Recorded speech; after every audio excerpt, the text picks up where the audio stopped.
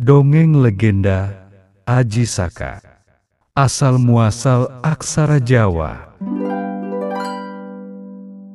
Pada zaman dahulu, seorang pemuda cakap bernama Aji Saka dari Hindustan pergi berkelana ke tanah Jawa.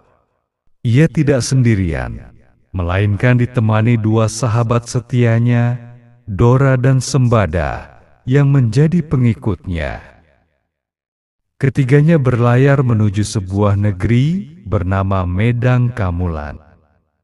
Di dalam perjalanan, ketiganya berhenti sejenak dan beristirahat di sebuah pulau bernama Pulau Majeti.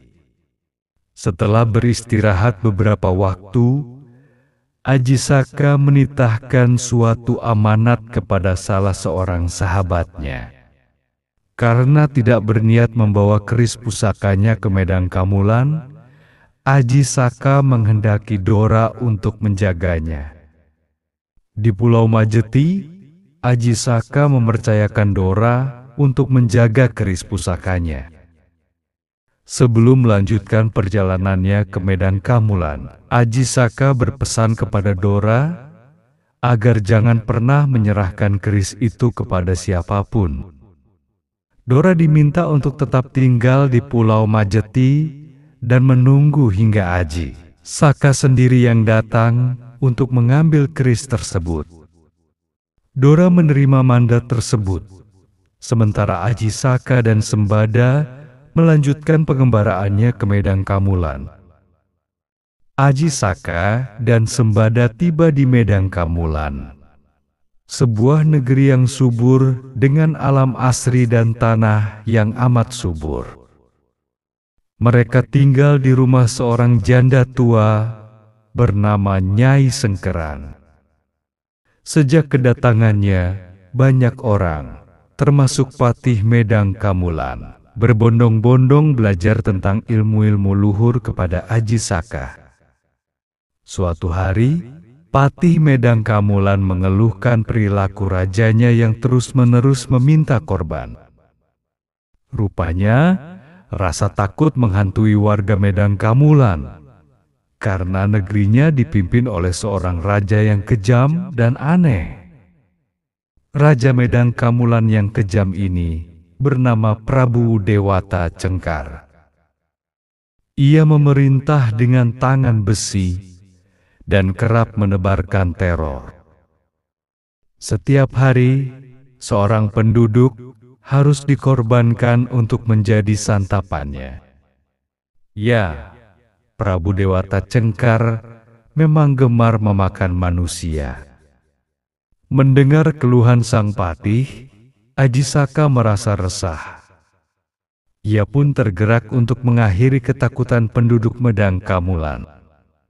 Dengan penuh keberanian, Aji Saka menghadap Prabu Dewata Cengkar setelah terlebih dahulu menyusun rencana matang. Aji Saka menemui Prabu Dewata Cengkar di istana. Di hadapan tatapan keji dan serakah sang raja, Aji Saka mengajukan diri sebagai korban selanjutnya untuk disantap. Prabu Dewata Cengkar terheran-heran dan diliputi kegirangan. Baru kali ini ia melihat ada seseorang yang mengajukan diri untuk menjadi mangsanya. Prabu Dewata Cengkar tertawa kegirangan. Baginya, ini adalah sebuah kesenangan luar biasa. Namun, sebelum menyantap Aji Saka, sang raja harus menyetujui satu syarat. Prabu Dewata Cengkar boleh memakannya, asalkan ia diberi tanah seluas kain ikat kepalanya. Tanpa ragu, Prabu Dewata Cengkar langsung menyetujui permintaan itu. Dengan sigap, Aji Saka membuka dan merentangkan kain yang ia kenakan. Sang raja yang tak sabar untuk segera melahap mangsanya hari itu pun turut merentangkan kain Aji Saka. Ajaibnya, kain itu seakan tak memiliki ujung. Kain itu terus memanjang dan memenuhi seluruh istana. Prabu Dewata Cengkar yang tak sabar dan terbawa nafsu terus menarik kain Aji Saka hingga keluar istana. Ia tak henti menariknya, berharap segera menemukan ujungnya. Namun, keserakahannya mengantarkannya pada kehancuran. Saat ia berjalan mundur tanpa henti, Prabu Dewata Cengkar terjerumus dari tebing ke laut selatan di dekat istananya. Raja kejam itu pun menemui ajalnya dan berubah menjadi buaya putih. Dengan tewasnya Prabu Dewata Cengkar yang kejam, Aji Saka berhasil membebaskan rakyat Medang Kamulan dari penderitaan. Sebagai balas jasa, rakyat Medang Kamulan pun mengangkat Aji Saka sebagai raja mereka. Di bawah kepemimpinannya yang bijaksana, Aji Saka membawa kemakmuran dan kebahagiaan bagi rakyatnya. Namun, di balik semua itu, Aji Saka masih memiliki satu urusan yang belum ia selesaikan. Ia teringat sahabatnya, Dora. Aji Saka lantas mengutus Sembada untuk mengambil keris pusaka yang dititipkannya kepada Dora. Sembada pun berlayar menuju Pulau Majeti. Setibanya di sana, ia langsung mencari dan menemui sahabat lamanya yang dirindukannya. Setelah bertemu dengan Dora, ia menceritakan kisahnya dengan Aji Saka di Medang Kamulan. Tentu saja, Dora ikut merasa bahagia. Sembada kemudian menyampaikan amanat Aji Saka untuk mengambil keris pusaka yang dititipkannya kepada Dora. Namun, Dora tidak langsung mempercayai perkataan sahabatnya itu. Seraya memohon maaf, Dora menolak untuk menyerahkan keris Aji Saka. Ia sudah berjanji kepada Aji Saka untuk tidak memberikan keris tersebut kepada siapapun. Dora masih mempercayai perkataan Aji Saka kala itu, bahwa ia sendirilah yang akan datang untuk mengambilnya. Sembada terus meyakinkan Dora bahwa permintaan ini datang langsung dari Aji Saka, yang kini telah menduduki takhta kerajaan Medang Kamulan.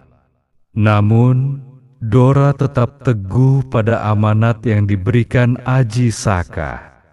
Ia bersikukuh tidak akan menyerahkan keris itu, bahkan kepada Sembada, sahabat sekaligus orang kepercayaan Aji Saka.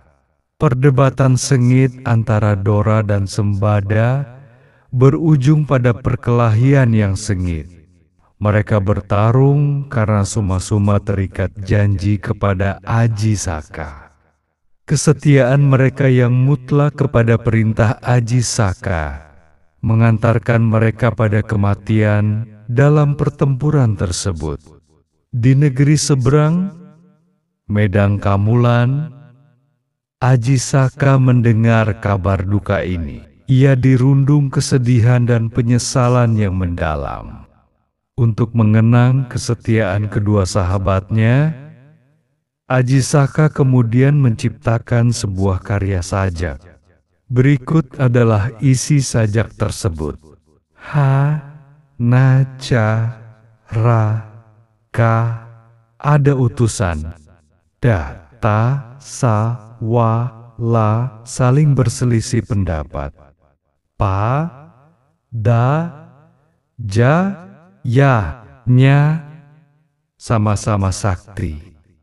Ma, ga, ba, tanga, sama-sama menjadi mayat. Aksara Jawa yang diciptakan oleh Aji Saka terdiri dari serangkaian huruf yang syarat makna. Deretan aksara ini yang menjadi persembahan dan penghormatan Aji Saka kepada Dora dan Sembada. Kemudian dikenal sebagai aksara Jawa. Sistem aksara ini dimaksudkan untuk mencatat sejarah dan pengetahuan agar dapat diwariskan kepada generasi penerus.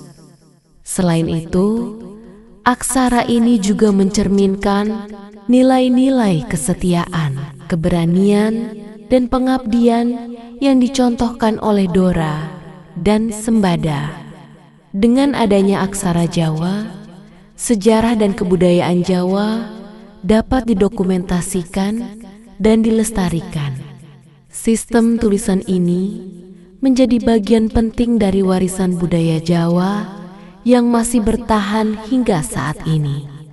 Aksara ini tak hanya digunakan untuk menulis bahasa Jawa, tetapi juga bahasa-bahasa lain di Nusantara. Kisah tentang Aji Saka tercantum dalam dokumen tertua, sebuah serat bernama Serat Manikmoyo yang dikarang oleh Kartamursada, diterbitkan ulang pada tahun 1852. Serat ini memuat cerita tertua terkait Aji Saka dan Hana Caraka. Moral cerita: sejak awal pengembaraannya, Aji Saka tak pernah goyah dari tujuannya. Cerita rakyat Jawa, legenda Aji Saka ini mengajarkan kita untuk fokus dan teguh pendirian dalam mencapai cita-cita. Meski dalam perjalanan kita perlu beristirahat sejenak, semangat untuk meraih mimpi harus tetap membara. Meneladani Aji Saka di Medang Kamulan, kita wajib bersikap baik saat menjadi pendatang di suatu tempat.